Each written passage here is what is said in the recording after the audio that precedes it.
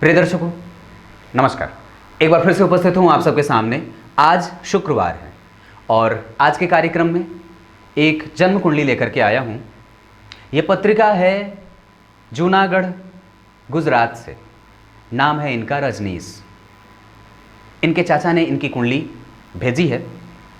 एक बात बताता हूँ आप सभी माता बहनों से, एक ही बात कहूँगा कि और सबको प्रणाम करता हूँ, नमस्कार नहीं करूँगा, प्रणाम ही करता हूँ, आशीर्वाद की आकांक्षा रखता हूँ। लेकिन एक बात आप लोगों से कहना चाहूँगा, सिर्फ राशिफल देखने से काम नहीं चलने वाला है और ज्योतिषीय कार्यक्रम पे भी अपना ध्यान जरूर लगाया करिए। इन्हें समझने के लिए जब आप उतरेंगे तो बड़ी अजीब चीज़ है ये और बड़ा आनंद देती है, बड़ा आनंद देती है। अगर इसको समझने लगेंगे तो आसानी से आपको ये बातें समझ में आ जाएंगी। और फिर राशिफल तो वो होता है कि मुझे सिर्फ जितना काम है उतना ही दे दो, तो फिर ज्ञान के सागर में कब गोता लगाएंगे आप? ये पुरखों की विद्या है, इसे समझना होगा ना। और फिर हम इससे व्यावसायिक संबंध भी तो नहीं रख सकते कि आज का दिन कैसा जाने वाला है, खाली यही बता दो मुझे, कल का दिन कैसा जाने वाला है यही बता दो मुझे। एक बात बताता हूँ, ये राशिफल जितने भी बनाए जाते हैं वो एक दूसरे के कॉपी करे जाते हैं, सिर्फ कॉपी करे जाते हैं। 2015 का राशिफल आपको आज बताया जाता है। किसके पास इतना समय है जो इतना बैठ करके माथापच्ची करेगा? नहीं किया जाता है। हाँ, पंचांग जो पद्धति है उसमें वो बातें सही लिखी रहती हैं। पंचांग जो लोग बनाते हैं, जो संस्थाएं पंचांग बनाने का काम करती हैं, वो ठीक करती हैं। बाकी के ये जो लोग, मैं किसी पे आक्षेप नहीं कर रहा, लेकिन हाँ, इतनी बात ज़रूर जानता हूँ कि वो उसमें सिर्फ वही बातें बताई जाती हैं जो आपको सुनने में अच्छी लगें, जो आपको सुनने में अच्छी लगें। यही बात, इस बात का विशेष ख्याल रखा जाता है। और उसको जानने और समझने के लिए पहले आपको अपनी कुंडली भी देख लेनी चाहिए कि आपके बेटे की कुंडली में क्या स्थिति थी जिसने उसको पढ़ाई से दूर रखा, क्या स्थिति थी जिसने उसको व्यवसाय में ढकेला, क्या स्थिति थी जिसने धनवान बनाया और क्या स्थिति थी जिसने आपसे वो काम कराया। ये सारी चीज़ें जन्म कुंडली में छिपी होती हैं। राशिफल तो मात्र उसका ये होता है। अब ये नहीं कहूँगा क्या होता है। तो आइए शुरू करते हैं आज का कार्यक्रम। जिसकी कुंडली लेकर के आया हूँ उनकी कुंडली का पंचांग पढ़ के बता देता हूँ। सिर्फ राशिफल ही नहीं, कुंडली के अध्ययन में भी अपना दिमाग लगाना जरूरी है। बने रहिएगा कार्यक्रम के अंतिम हिस्से तक। आज का कार्यक्रम थोड़ा लंबा होता है।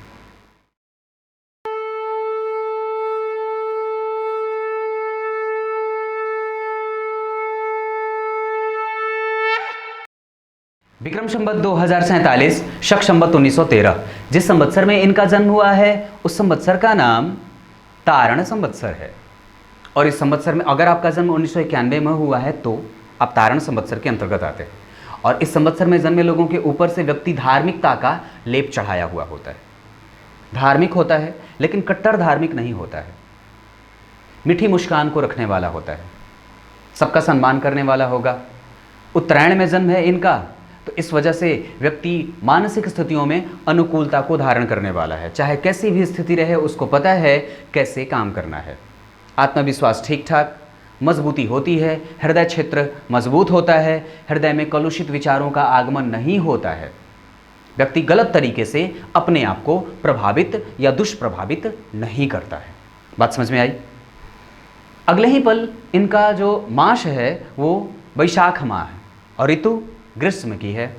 व्यक्ति दूर जाकर के भी अगर धन कमाना चाहे तो कमा सकता है। वैसे वैशाख माह का प्रभाव जो होता है वो ये कहता है कि व्यक्ति निकटस्थ लोगों के साथ रह करके अगर कोई काम करे तो उसे सफलता मिल जाती है।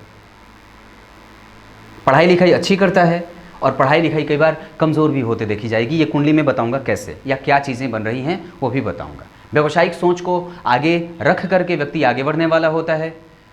तीव्र महत्वाकांक्षी होता है, लक्ष्य ऊंचा रखता है, कई चीज़ें एक साथ साधने का प्रयास करता है।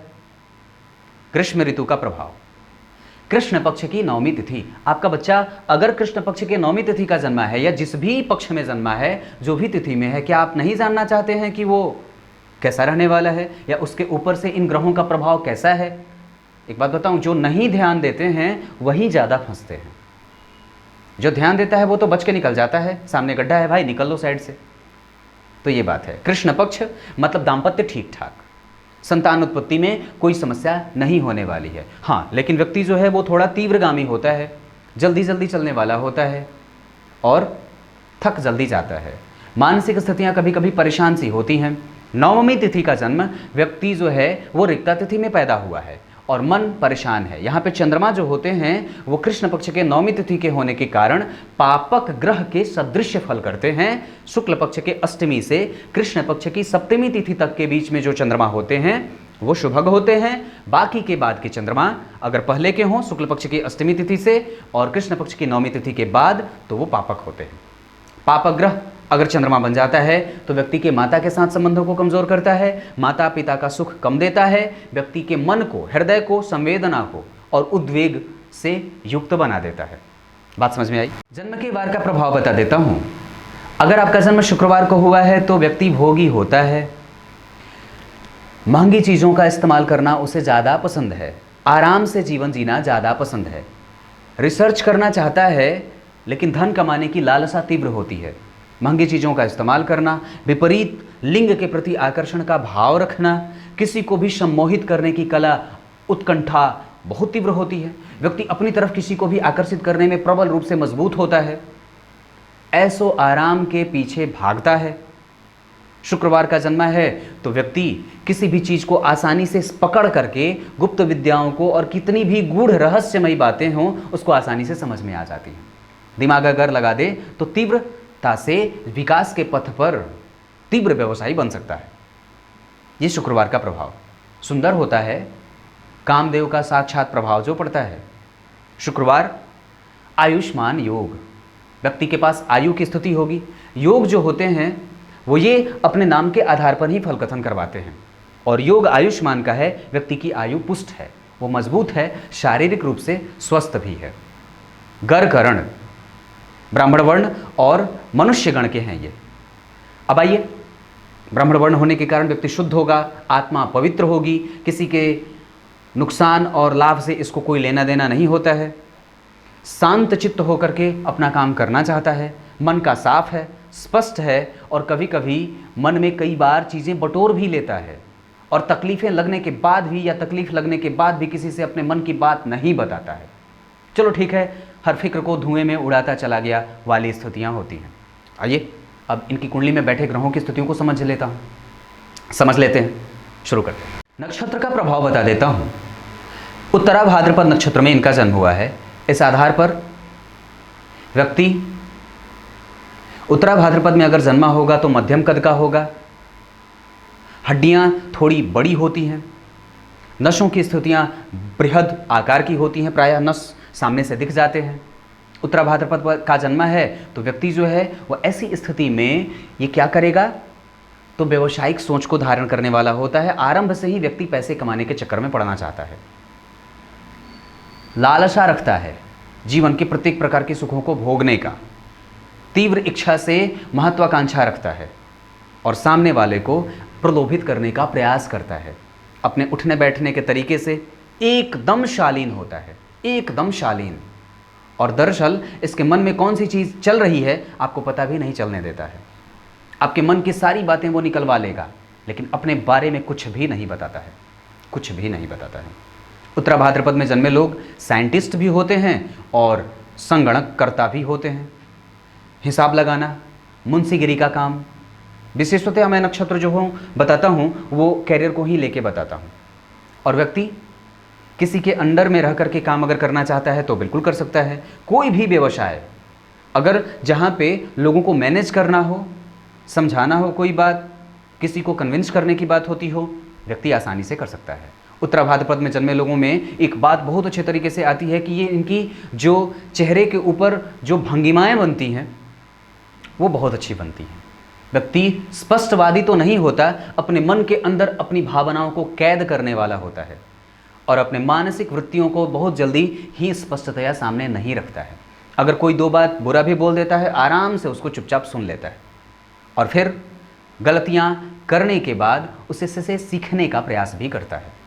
ये उत्तरा भाद्रपद नक्षत्र है। आयु बहुत अच्छी है और बेहतर है। अब आइए इनकी कुंडली में लग्न चार्ट में बैठे ग्रहों की स्थितियों को बता देता हूँ। किसी भी व्यक्ति की कुंडली में सूर्य जो होते हैं वो आत्मविश्वास के कारक होते हैं।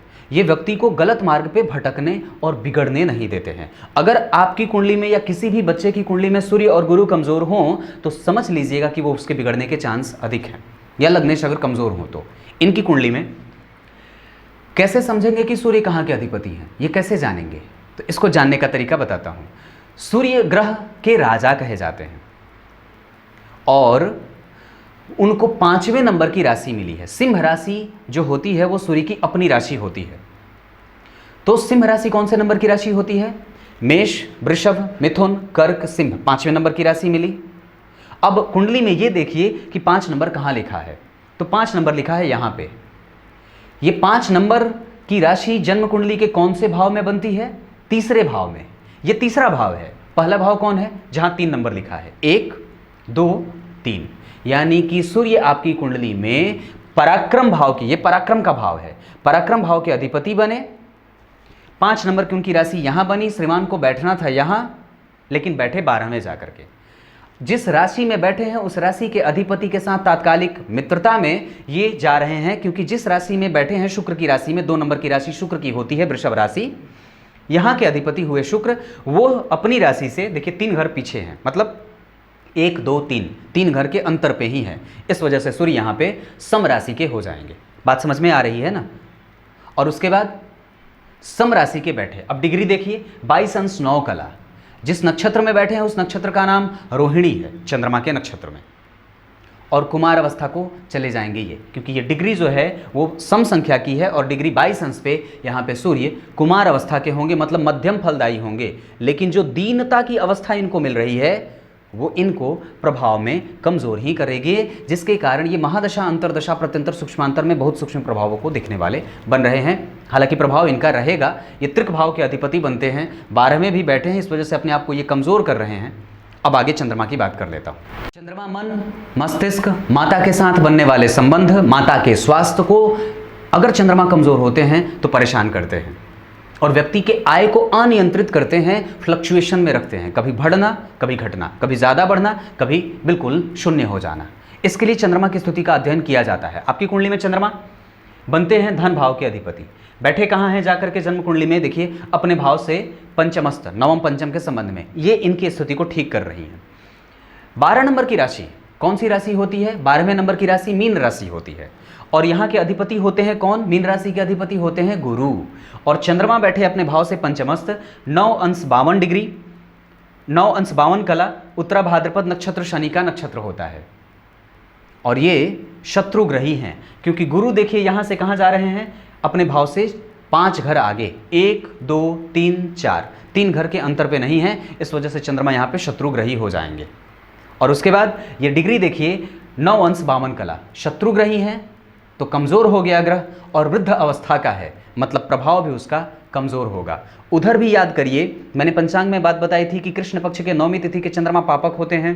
व्यक्ति के ऊपर इसका प्रभाव क्या रहेगा ये तब तो जान पाएंगे जब साथ में रहेंगे। तो बन के रहिए। मंगल पे बात चर्चा कर लेता हूँ। चंद्रमा के बाद मंगल की अगर बात करता हूँ तो मंगल इनकी कुंडली में किसी भी व्यक्ति के ऊपर से अगर मंगल का प्रभाव देखना हो तो उसको आसानी से आप समझ सकते हैं व्यक्ति कितना फुर्तीला है, व्यक्ति के अंदर ऊर्जा की स्थिति कैसी है। अगर ऊर्जा खराब और कमज़ोर रही या देखने में कमज़ोर दिख रही है कि व्यक्ति सुस्त रहता है तो मंगल कमज़ोर है। इनकी कुंडली में मंगल जो मिथुन लग्न की कुंडली है बनते हैं 11वें भाव के अधिपति और 6ठे भाव के अधिपति। इन दोनों भावों के अधिपति हुए जाकर के द्वितीय भाव में बैठे हैं, या तो बैठना था यहाँ या तो यहाँ, और वो बैठे कहाँ हैं? जाकर के द्वितीय भाव में। 13 अंश 5 कला, जिस नक्षत्र में बैठे हैं वो इनके शत्रु का नक्षत्र है, पुष्य नक्षत्र शनि का नक्षत्र होता है। सम संख्या की राशि 4 नंबर सम संख्या और 13 अंश पे ये ग्रह आपकी कुंडली में ठीक ठाक है, अच्छा है, कमज़ोर नहीं है। अब यहाँ पे अगर बात करता हूँ तो ये फल देने वालों में से दिख रहे हैं, खराब नहीं है। बुद्ध की बात कर लेता हूँ। बुद्ध बुद्धिमत्ता का कारक होता है और व्यक्ति को बुद्धिमान बनाता है। अगर बुद्ध की कमजोरी हुई तो व्यक्ति को निर्णय लेने में बड़ी दिक्कत होती है और व्यक्ति एक निर्णय पे कभी भी टिक करके काम नहीं करता है। और एक बात बताऊं तो बहुत ज़्यादा अवस्था की आवश्यकता है, तो ये चूंकि लग्न के अधिपति ही बनते हैं, इनका तो मजबूत होना बहुत ज़रूरी है। बुद्ध यहाँ के अधिपति बने, 12वें जा रहे हैं, ये अवयोग होता है। वृषभ राशि में बैठे हैं, उसके साथ तात्कालिक मित्रता में तो अति मित्र के हो गए। लेकिन अवस्था में देखिए 10 अंश के 15 कला, 10 अंश 15 कला नक्षत्र रोहिणी का ही है और बुध लग्नेश होते हैं, अवयोग लगा करके 12वें बैठे। इस अवस्था में कि व्यक्ति की कुंडली में जो बुध की अवस्था देखी जा रही है वो अति मित्र की तो है, लेकिन वृद्ध अवस्था में है, ये कमज़ोर होंगे, यहाँ पे कमज़ोर देखे जा रहे हैं। इनका प्रभाव जो होगा वो अंश बल के आधार पर थोड़ा नगण्य सा रहेगा। गुरु ज्ञान के कारक, व्यक्ति के अंदर आध्यात्मिकता के क्षेत्र को विकसित करने वाले होते हैं, व्यक्ति के अंदर उस चीज़ के प्रणेता होते हैं कि व्यक्ति किसी अच्छी चीज़ों में और बुरी चीज़ों में अंतर कितना जल्दी स्पष्ट कर पाता है। वो अपने अंदर अच्छी चीज़ों को विकसित करेगा या बुरी चीज़ों को। अगर कुंडली में बुध और गुरु कमज़ोर होते हैं तो इसमें दिक्कत करते हैं। और गुरु इनकी कुंडली में बनते हैं कहाँ के अधिपति? जन्म कुंडली के वो सप्तम भाव के अधिपति और दशम भाव के अधिपति, ये दो केंद्रों के मालिक होते हैं। और इन दोनों भावों के अधिपति होकर के जाकर के बैठे हैं उच्च के होकर के, और ये ठीक है। गुरु उच्च के हैं, अवस्था 16 अंश की है, ये बेहतरीन है, कुंडली में फल करने वाले स्थितियों में देखे जा रहे हैं। अब आइए शुक्र की बात कर लेता हूं। शुक्र व्यक्ति को भोग और ऐश्वर्य का मालिक बनाते हैं। इस मिथुन लग्न की कुंडली के लिए उनको 2 राशियों का आधिपत्य मिला होता है, एक 2 नंबर जो कि वृषभ राशि है और दूसरी तुला राशि। इन दोनों भावों के अधिपति, तुला राशि बनी 5वें भाव में और वृषभ राशि बनी 12वें भाव में, ठीक है। और इन दोनों भावों के अधिपति हुए जाकर के बैठे हैं उच्च के गुरु और नीच के मंगल के साथ। जिस राशि में बैठे हैं उस राशि के अधिपति से उनकी तात्कालिक शत्रुता बन रही है और वो दोनों भी शत्रु होते हैं, अति शत्रु के हो गए। और अवस्था में देखिए 7 अंश के हैं, ये सम संख्या है, वृद्ध हो रहे हैं। अब आइए शनि की बात कर लेता हूं। शनि व्यक्ति के जीवन में तकलीफ नहीं देते, खाली वो प्रैक्टिकली व्यक्ति को ये ज्ञान कराते हैं कि वास्तव में तुम्हारे लिए सही क्या है और गलत क्या है, कौन व्यक्ति तुम्हारा साथ जीवन पर्यंत दे सकता है और कौन तुम्हें बीच में से ही छोड़ सकता है। वास्तविक चीज़ें जो दिखाने का काम होता है वो शनि का ही होता है। इनकी कुंडली में शनि कहाँ के अधिपति बनते हैं? एक अष्टम के और एक नवम भाव के। नवम भाव के अधिपति होने के साथ साथ ये अष्टम के अधिपति हो जाते हैं, इस वजह से कभी कभी बुरा असर भी देते हैं। और वो बैठे हैं कहाँ? अपनी ही राशि में, वक्री हैं, बलवान भी हो गए। और 12 अंश 44 कला श्रवण नक्षत्र चंद्रमा का नक्षत्र होता है। और ये देखिए नक्षत्र का परिवर्तन दिखा, उत्तरा भाद्रपद नक्षत्र शनि का नक्षत्र होता है और श्रवण नक्षत्र में चंद्रमा शनि बैठे हैं। नक्षत्र का परिवर्तन सबसे बड़ा परिवर्तन कहा जाता है और बड़ा प्रभाव भी डालता है। और अगर ग्रह शत्रु भी हो और फिर भी अगर म्यूचुअल ट्रांसफर कर रहा हो अपने स्थान का, अपनी अवस्था का, अपने नक्षत्रों का, तो वो अच्छा फलदायी हो जाता है। और वैसे भी शनि की स्थिति वक्री 12 अंश 44 कला, ये बैठे हैं अपनी राशि में, स्वराशि के हैं, ये ठीक है, प्रभाव करेंगे क्योंकि 12 अंश पे हैं तो प्रभावहीन नहीं है, ये अच्छी स्थिति में है। अब राहु केतु की बात कर लेता हूँ। राहु और केतु इनकी कुंडली में बैठे हैं कहाँ? लग्न में केतु और राहु सप्तम में। सम राशि के बैठे हैं ये सारे ग्रह, दोनों राहु और केतु सम राशि के हैं। डिग्री देखिए 25 अंश 41 कला, और ये विषम संख्या की राशि है, ये भी विषम संख्या की राशि है। विषम संख्या में 25 अंश के बाद मतलब 22 अंश से ही ग्रह जो होता है वो अवस्थागत कमजोर होने लगता है और मृतप्राय या कमजोर बिल्कुल सूक्ष्म प्रभावों को देने वाला होता है, उसके प्रभावों में कमतरी देखी जाती है। समराशि के हैं, आधा फल करेंगे। और वैसे भी पाप ग्रह अगर कमजोर हो तो ठीक होता है, बहुत ज़्यादा परेशान फिर जातक को नहीं करता है। अब आइए इनकी कुंडली में परिचर्चा कर देते हैं कि कौन से ग्रह कहाँ बैठे हैं और क्या क्या परिणाम देने वाले बन रहे हैं। अब आइए आपको इस कुंडली में कुछ प्रमुख बातों को बता देता हूँ, जिसे किसी भी कुंडली को अध्ययन करने से पहले समझ लेना चाहिए कि कौन कौन सी चीज़ें पॉजिटिव बन रही हैं। सबसे पहले अगर बताऊं, ध्यान से समझिएगा, कहीं जाने की आवश्यकता नहीं है, कार्यक्रम अंतिम तक देखा करिए। मैं मन से बनाता हूं और आपको भी मन से देखना चाहिए। एक बात बताता हूं, सबसे पहले जो ये बात इस कुंडली में देखने को मिल रही है वो ये है कि पंचम भाव के अधिपति देखिए शुक्र बने, ठीक है, और सप्तम भाव के अधिपति बने गुरु। ये शुक्र और ये गुरु एक साथ बैठे हैं, शुक्र और गुरु, ये एक अच्छी बात होती है। व्यक्ति के दाम्पत्य को प्रेम से गुजारने वाली, यश, गौरव, सम्मान, प्रतिष्ठा, व्यक्ति ऐसे क्षेत्र में शुरू से ही लग जाता है जहां उसे रोज की आय बनी रहे। व्यवसायिक सोच को लेकर के आगे बढ़ने वाला होता है, हर एक चीज़ में लाभ देखता है। इसका और भी कई सारा परिणाम होगा जिसमें से व्यक्ति के दैनिक आय की स्थिति बढ़िया रहती है, अच्छी रहती है, और व्यक्ति प्रेम संबंधों में पड़ने वाला भी होता है। महंगी चीज़ें इस्तेमाल करना, दिमाग अच्छा होता है, विकसित होता है और गलत तरीके से प्रभावित नहीं होता है। समाज के अच्छे वर्गों से प्रभावित होता है, अच्छे लोगों को अपना प्रेरणा का स्रोत बनाता है। ये एक पहली अच्छी बात रही। दूसरी अच्छी बात, चंद्रमा जो हैं वो देखिए इनके पीछे और कोई आगे ग्रह नहीं है, तो ये किमद्रुम दोष हुआ, क्योंकि कृष्ण पक्ष के नौमी तिथि के चंद्रमा होते भी पापक हैं तो वो और ज़्यादा प्रभावित करेंगे। लेकिन ये लग्न से केंद्र में बन रहे हैं। 1 2 3 4 5 6 7 8 9 10, अगर ग्रह एक दूसरे से चौथे, सातवें और 10वें के संबंध में हो जाते हैं या एक साथ बैठ जाते हैं तो वो केंद्र में कहे जाते हैं। यहाँ से लग्न से दशम में जाने के कारण ये किमद्रुम जो था वो कल्पद्रुम बन जाएगा और व्यक्ति को आय में तो दिक्कत नहीं करेगा, व्यक्ति धनवान तो रहेगा, लेकिन व्यक्ति को चाकरी करनी पड़ती है, किसी के अंडर में बैठ करके काम करना पड़ता है और उसे मदद की आवश्यकता होती है। व्यक्ति जो भी काम करेगा उसमें वो दूसरों के ऊपर आश्रित होकर के काम आगे बढ़ाता है, ये बात भी बनती है। दिल में जगह बनाने वाला ऐसा प्रयास करता है। ये दूसरी सबसे अच्छी बात है जो कि भंग हो रहा है किमद्रुम। तीसरी सबसे अच्छी बात कि जन्म कुंडली के पंचम भाव के अधिपति, सप्तम भाव के अधिपति, पंचम के अधिपति बने शुक्र, सप्तम के अधिपति बने गुरु और नवम के अधिपति बने शनि।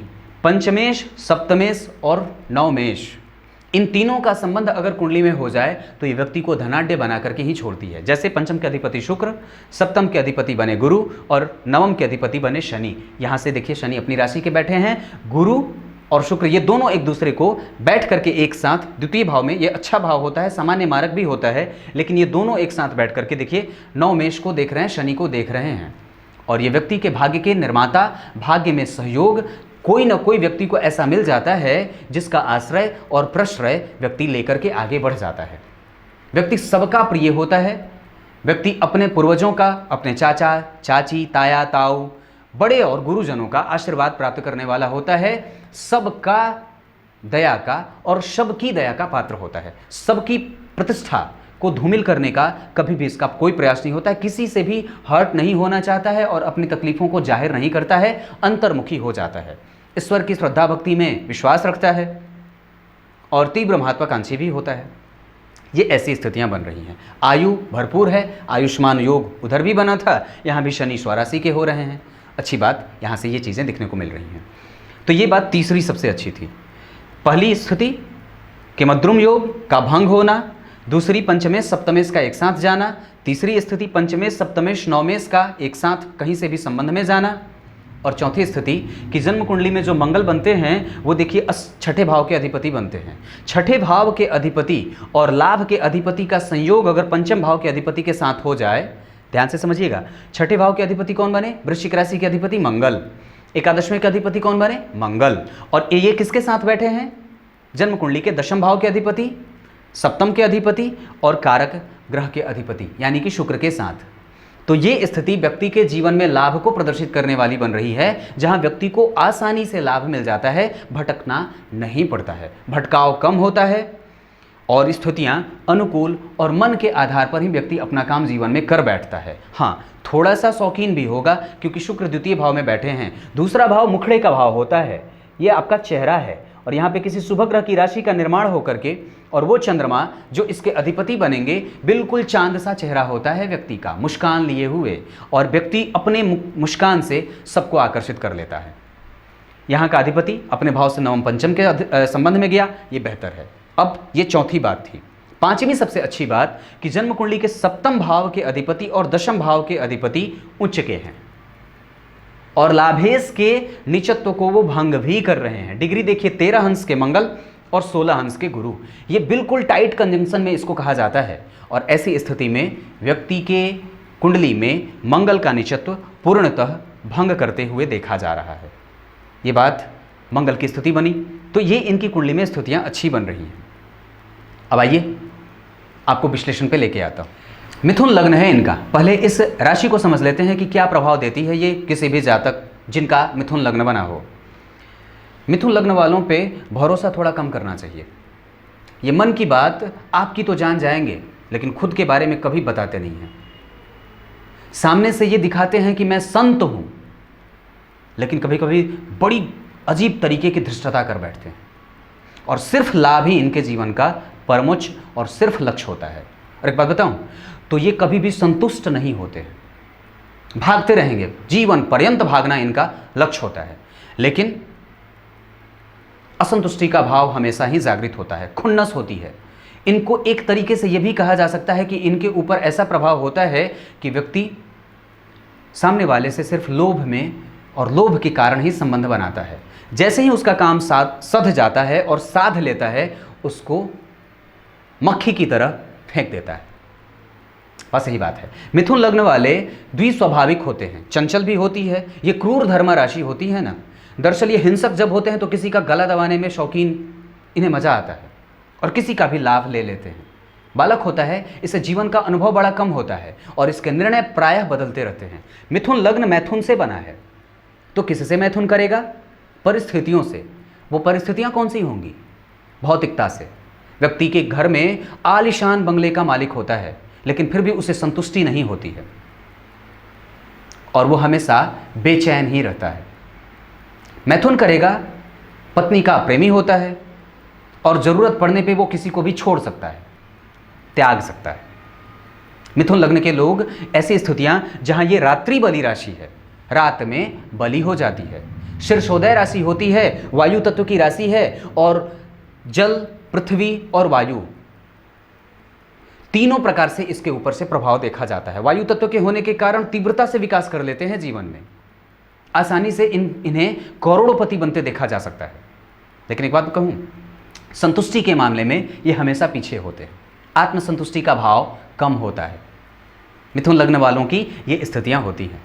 इसकी राशि के प्रतीक को अगर आप समझेंगे तो ये पहली ऐसी राशि है जिसमें युवक और युवती दोनों एक साथ होती हैं और दोनों एकदम पूर्णतः आत्मविश्वास से भरे होकर के ये सोचते हैं कि हम आगे ही जाएंगे। दरअसल पति और पत्नी ये सोच बैठते हैं कि हमारे आगे तो कोई है ही नहीं, हम तो सर्वश्रेष्ठ हैं और हमारी जोड़ी भी सर्वश्रेष्ठ होती है।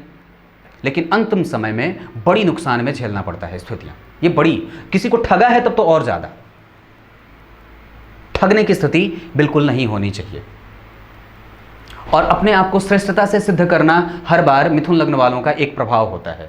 मिथुन लग्न वालों पे कभी नेत्र बंद करके भरोसा ना करना, ये बात बता देता हूं, कभी भी नहीं, धोखा हो सकता है।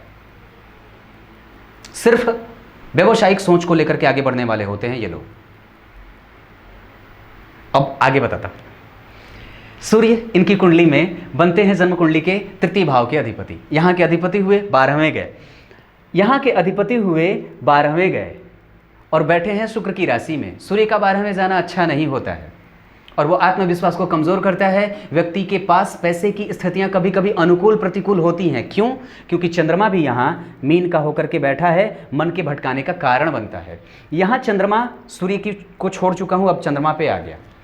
यहाँ पे चंद्रमा उत्तरा भाद्रपद नक्षत्र में शनि के साथ नक्षत्र परिवर्तन में है। व्यक्ति न्यायिक होगा, किसी के साथ गलत नहीं करना चाहता है। व्यक्ति अगर किसी भी तरीके का व्यवसाय करना चाहता है कर सकता है, क्योंकि मिथुन लग्न का है और गुरु जो है वो उच्च के हैं। गुरु उच्च के हैं और कहीं ना कहीं से अगर देखिए तो 7 के बाद 8 और 9 ये यहाँ देख रहे हैं, जो कि उनकी अपनी राशि है। तो एक शुभ ग्रह का बैठना, जो ग्रह बैठा है वो नक्षत्र के परिवर्तन में है। व्यवसाय कहीं से कुछ भी कर ले, अच्छा ही चला लेगा।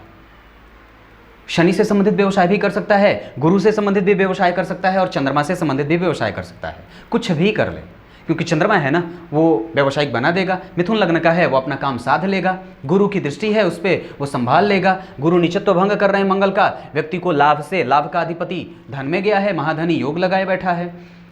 यहाँ का अधिपति जो भाग्य भाव का अधिपति होता है वो द्वितीय भाव के अधिपति चंद्रमा के साथ नक्षत्र के परिवर्तन में है, ये तो सर्वश्रेष्ठ हो जाता है। तो ये स्थिति है। चंद्रमा की दृष्टि पड़ेगी सुख भाव पे और यहाँ पे बुध की राशि बन रही है, जो कि 2 भावों के अधिपति होकर के जाकर के 12वें बैठे हैं। व्यक्ति को माता पिता का सहयोग कई बार कम मिलता है और अपने जन्म स्थान से दूर जाकर के भी व्यक्ति अगर धन कमाना चाहे तो जा सकता है, उसकी स्थिति बनती है। चंद्रमा यहाँ बैठे हैं, किमद्रुम कल्पद्रुम में बदला, नक्षत्र का परिवर्तन हुआ, गुरु से दृष्ट हुए, लग्न से केंद्र में आए। ये स्थिति चंद्रमा की स्थिति को मजबूत करती है। अगर वो कृष्ण पक्ष के 9वीं तिथि के नहीं होते तो व्यक्ति के मन को कभी भी भ्रमित और अशांत नहीं करते। तो ये कभी कभी स्थितियां होती हैं कि व्यक्ति का मन नहीं लगता है, इरिटेशन होती है, व्यक्ति कभी कभी आर्थिक हानि से भी गुजरता है।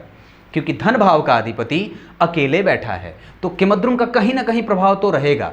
व्यक्ति समस्त प्रकार की सांसारिक सुख सुविधाओं का एकत्रित करने वाला होगा, परंतु अंतिम समय में सब लोग इसे छोड़ देते हैं। इस वजह से कभी अपना बैलेंस खाली ना करें, क्योंकि ये भाव खाली है।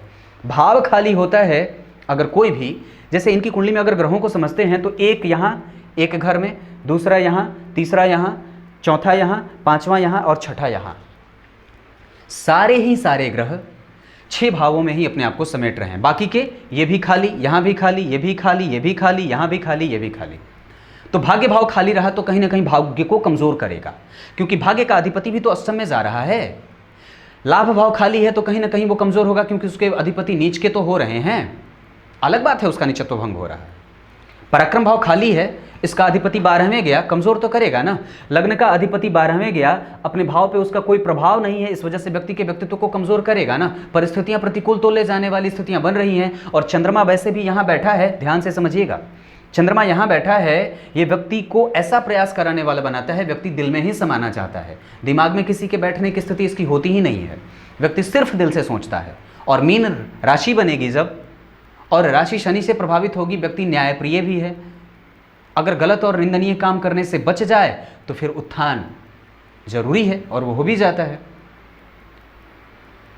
चंद्रमा अगर दशम भाव में होते हैं तो व्यक्ति को व्यवसायिक बनाते हैं, लेकिन व्यक्ति पद का भूखा नहीं होता है, प्रतिष्ठा का भूखा होता है। उसको ठेस बड़ी जल्दी जल्दी लगती है, लेकिन वो फिर भी बताता नहीं है।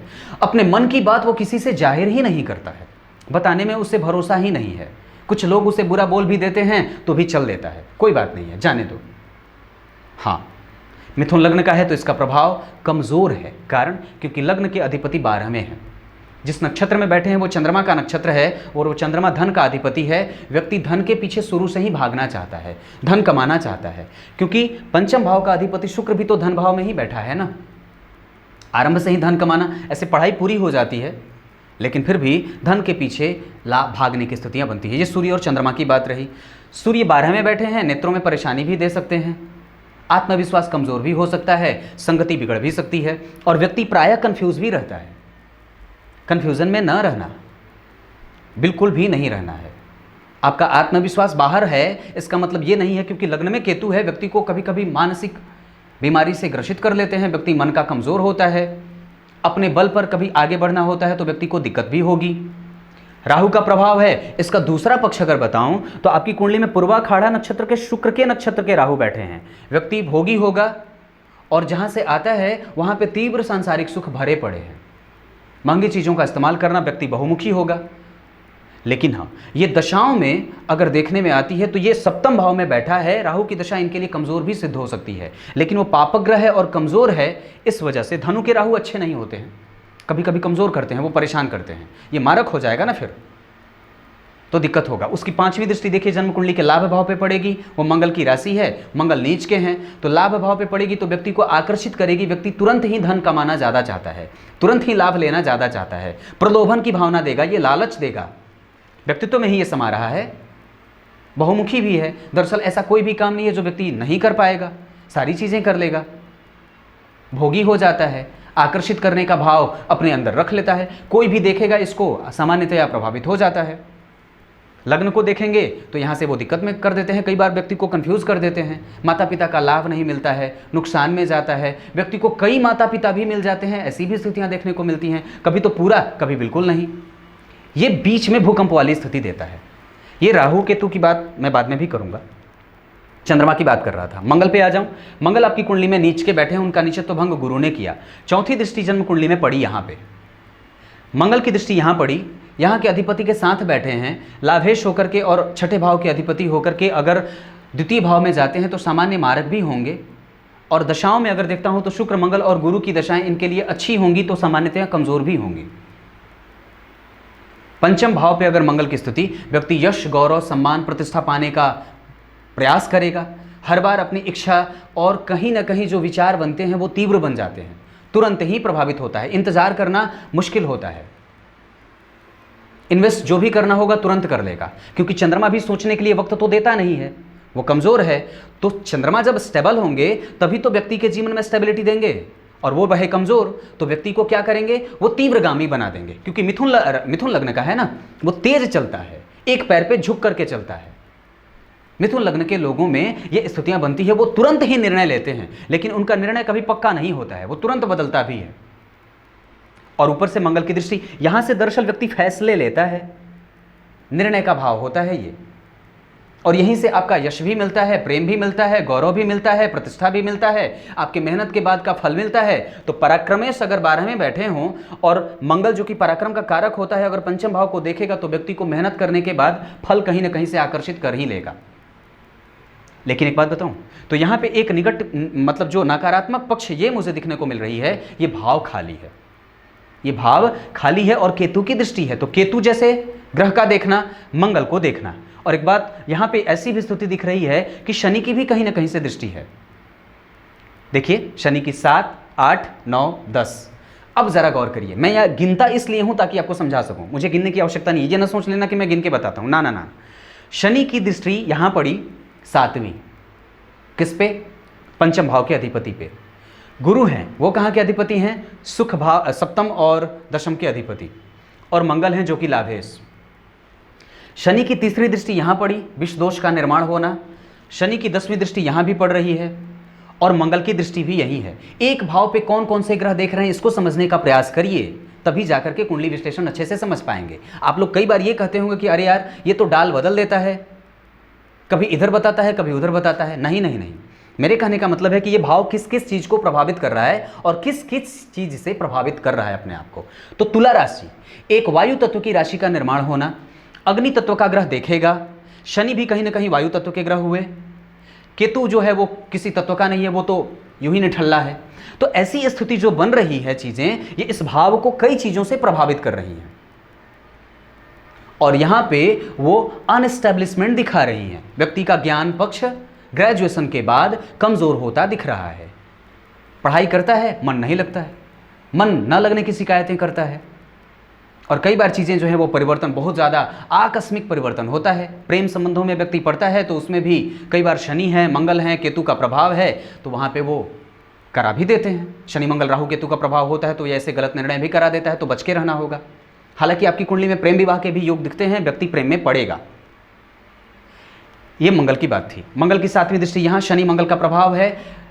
गाड़ी वगैरह धीरे से चलाना चाहिए और विश्वसनीय व्यक्ति के साथ ही कहीं सैर पे जाना चाहिए। आयु आपके पास पर्याप्त है, लेकिन अष्टम भाव को अगर मंगल देखे और शनि का प्रभाव हो तो व्यक्ति को कई बार तकलीफें भी देखता है और जीवन में भयंकर कष्टदायी स्थितियों को भी लाने वाला बनता है।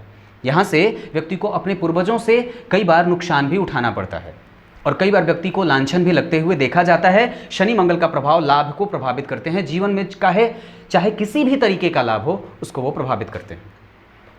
यहाँ देखेंगे, यहाँ भी शत्रु के घर को ही देखेंगे और वैसे भी भाग्य भाव तो इनका कमजोर थोड़ा बन रहा है। तो ये चीज़ें, हनुमान जी की पूजा इस कुंडली में हमेशा बनती है, गणेश जी की पूजा इस कुंडली में हमेशा ही बनती है। बुध की चर्चा कर लूँ। लग्न के अधिपति थे, 12वें चले गए और त्रिक भाव के अधिपति के साथ बैठे हैं। सूर्य और बुध एक साथ हुए। यहाँ पे जो स्थिति दिख रही 22 अंश और 10 अंश, ये स्थितियाँ बुध को कमज़ोर कर रही हैं। बुध बैठे हैं चंद्रमा के नक्षत्र में। हालांकि ये अच्छी बात है, व्यक्ति को कभी कभी अपने निर्णय को लेने से पहले व्यक्ति सामान्यतया किसी से पूछ ले तो ज़्यादा बेहतर है, वाचाल न बने। और कभी कभी बिल्कुल शांत हो जाता है। अगर ये शांत होता है तो घर के लोग प्रायः ये सोचते हैं कि शांत क्यों है ये भी बात है। और बुध यहाँ बैठे, 7वीं दृष्टि यहाँ पड़ी, व्यक्ति पुजारी होगा, अपने पूर्वजों का आशीर्वाद प्राप्त करने का आकांक्षी होता है। बुध छठे भाव को देखता हो अगर तो व्यक्ति को परिस्थितियों का प्रतिकूल, चाहे कितना भी विपरीत परिस्थिति में व्यक्ति जीवन जी ले, उसको अपने अनुकूल बना ही लेता है। बुद्धि थोड़ी कम लगाता है और निर्णय प्रायः गलत सा ले लेता है। अपने निर्णय को लेने से पहले चाहे कोई भी किसी निर्णय पे पहुंचना हो, कंफ्यूज मत होइए। अपने आत्मविश्वास को अपने पास इकट्ठा करके रखिए। हमेशा संवेदनशीलता का परिचय आप देते हैं, तुरंत ही प्रत्युत्तर दे देते हैं, बिल्कुल भी नहीं। स्थिति सामान्य ही रहने की आवश्यकता ज़्यादा है। आप अंतर्मुखी हैं, इसको थोड़ा सा और एक्सप्लोर करिए, खुद को बाहर निकालिए। दूसरों के साथ बैठ करके उनसे वार्तालाप करने की स्थितियाँ बनती हैं और अपने आप को हमेशा ही इंगेज रखने की स्थिति से दूर रखने की बात है। अपने आप को लोगों के निकट ले जाने का प्रयास करिए, लोगों से मिलना जुलना ये बनता है। अगर ये नहीं करेंगे तो सूर्य 12वें हैं, वो आपको कुंठित कर देगा। बात समझ में आई? गुरु बनते हैं जन्म कुंडली के सप्तम और दशम के अधिपति, अपने भाव से पंचमस्त गए, उच्च के हैं, आय भी ठीक रखेंगे और व्यक्ति के जीवन में शत्रुओं से शत्रुहंता भी बनाएंगे क्योंकि सूर्य बुध और गुरु सबका प्रभाव पड़ रहा है। ऐसी स्थितियां व्यक्ति की कुंडली में जहां गुरु उच्च के हों और शनि से दृष्ट होते हैं जो कि भाग्य का अधिपति है, और शनि खुद गुरु से दृष्ट होता हो, तो कहीं ना कहीं व्यक्ति के जीवन में संतुलित भी स्थितियों को संतुलन कायम करने वाली स्थितियां दिखाते हैं। ये बात भी बन रही है क्योंकि गुरु साक्षात अगर यही लग्न में आ जाते और मजा आ जाता और आनंद आ जाता, लेकिन यहां पे इनको दोष भी लगेगा। शुभग्रह हैं, बाहर गए हैं, अपने भाव से पंचमस्त गए हैं, तो अपने दशा काल में धन लाने वाले बनेंगे। अपनी वाणी का व्यक्ति लाभ लेगा, सुंदर मुखड़े को रखने वाला है, चेहरे पे कोई दाग धब्बे नहीं होने की स्थितियां बन रही हैं, चेहरा साफ है, वाणी स्पष्ट है, बिल्कुल भी गलत और निंदनीय भाषा का व्यक्ति इस्तेमाल नहीं करता है। मंगल नीच का है तो कभी कभी क्रोध आता है तो मन में ही बुदबुदाहट और बुदबुदाने की स्थितियां बनती हैं, और पीठ पीछे व्यक्ति किसी को गालियां देता है, ये भी बात बनती है। सामने वाले से कभी भी उसका विरोध सामने से नहीं करेगा, लेकिन पीछे जरूर उसके बारे में कुछ मन में दबी जबान से कुछ चीज़ें बोल बैठता है, लेकिन वो सामने से कभी किसी का प्रतिशोध और प्रतिरोध नहीं लेना चाहता है। गुरु की पांचवी दृष्टि यहाँ ये पेट के रोगी भी बनाएंगे क्योंकि मंगल भी तो नीच का है ना, तो पेट का ख्याल, मांसपेशियों का ख्याल ये जरूरी है, चमड़ों का ख्याल, नेत्रों का ख्याल ये ज़रूरी होता है। स्नायु मंडल का प्रतीक होता है बुध, वो 12वें गया है तो कहीं कमज़ोर ना हो जाए। मंगल की 7वीं दृष्टि, गुरु की 7वीं दृष्टि यहाँ, ये ठीक है। 9वीं दृष्टि यहाँ, ये तो बहुत अच्छा है। गुरु और चंद्रमा का संबंध नवम पंचम का बन रहा है, ये बेहतर है। व्यक्ति को यश, गौरव, सम्मान, प्रतिष्ठा, कुल का बेहतरीन दीपक बनाएगा, अच्छी चीज़ों का भोक्ता बनाएगा, यशस्विता प्रदान करता है। व्यक्ति कभी किसी को ठेस नहीं पहुँचाना चाहता है और बेहतर स्थितियों का मालिक होता है। संपूर्ण सुखों का प्रदाता भी बनेगा और भोक्ता भी बनता है, सबके दिलों पे राज करने वाला बनेगा, ये बात बनती है। धन के लिए कभी मुंह मारने की आवश्यकता नहीं पड़ती है, ये बात बनती है। गुरु के बाद शुक्र आपकी कुंडली के लिए बनते हैं वो 12वें भाव के अधिपति और पंचम भाव के अधिपति। ये इस कुंडली में कारक भी होंगे और 12वें भाव के अधिपति हैं तो अपने आप को थोड़े से कमज़ोर भी कर रहे हैं, लेकिन पंचमेश होकर के धन भाव में बैठे हैं। ये प्रेम संबंधों में और दाम्पत्य को और विवाह में कई बार विलंब के कारण बनते हैं, तो विवाह में विलंब ना करिएगा। आरंभ से ही आपकी कुंडली में मंगल दूसरे भाव में बैठे हैं, यहाँ पे भी कभी कभी मांगलिक दोष की उत्पत्ति हो जाती है क्योंकि वो पंचमेश के साथ बैठे हैं और पंचम भाव पे उनका प्रभाव है। इस वजह से 8वीं दृष्टि से यहाँ भी देखेंगे, ये कहीं ना कहीं विवाह को सोच करके, क्योंकि चंद्रमा भी कमज़ोर है और अकेला है और सप्तम का अधिपति देखिए नीच के मंगल के साथ बैठा है। हालांकि वो कोई सोचने वाली विशेष बात नहीं है, लेकिन अगर इस भाव का अधिपति अपने भाव से 8वें हो और साथ ही साथ अगर देखता हूं तो जिस भाव में बैठा है उस भाव के अधिपति के साथ उसके नवम पंचम का संबंध बनता है, विवाह खराब नहीं है, लेकिन राहु केतु का कहीं ना कहीं प्रभाव कमज़ोर हो जाए। अब कल बताऊंगा कि विवाह कैसा रहने वाला है नवमांश देख करके, ये स्थितियां बनती हैं। शुक्र यहाँ के अधिपति बनते हैं, पंचम के अधिपति धन में गए, ये प्रेम संबंधों को कई बार खटाई में ले जाते हैं। धन के मामले में दिक्कत नहीं होती है, व्यक्ति पैतृक संपत्ति भोग लेता है और कोई ना कोई इसे ऐसा मिल जाता है जिसके आश्रय के बदौलत ये आगे बढ़ जाता है। 7वीं दृष्टि से यहाँ आयु का मालिक और व्यक्ति कई बार गिर पर के उठने वाला होता है। शनि के बात अगर करूं तो आपकी कुंडली के लिए शनि बनते हैं भाग्य के अधिपति और अष्टम के अधिपति। भाग्येश होने के साथ साथ अष्टमेश होने के कारण कहीं ना कहीं ये अपने प्रभावों को कमजोर भी करेंगे। अगर वही स्थिति अष्टम भाव के अधिपति नहीं होते और एकादशेश नवम भाव के अधिपति होकर के अगर अष्टम में नहीं बैठे होते तो स्थितियां अच्छी होती, लेकिन थोड़े से भाग्य में असहयोग। यहाँ पे व्यक्ति को पिता का लाभ कमजोर मिलता है, पिता से तटस्थता का भाव होता है, चाचा चाची ताया ताऊ इनका संबंध बड़ा अच्छा होता है, पूर्वज जो होते हैं उनका व्यक्ति को आशीर्वाद मिलता है, धर्म पक्ष का मतलब युक्त रहने वाला और धर्म पक्ष से व्यक्ति युक्त होता है, ये स्थितियां बनती हैं।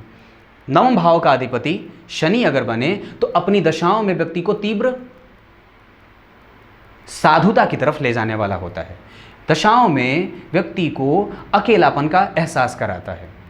जब भी शनि अंतर प्रत्यंतर में आते हैं तो व्यक्ति को तकलीफ देते हैं, मानसिक कष्ट, क्योंकि शनि की तीसरी दृष्टि चंद्रमा पे भी है और चंद्रमा अकेला बैठा है। हालांकि कल्पद्रुम बन रहा है, परंतु फिर भी व्यक्ति किसी पे भरोसा ना करे, अपने धन को बना करके रखे, बैलेंस इकट्ठा करके रखने की आवश्यकता है।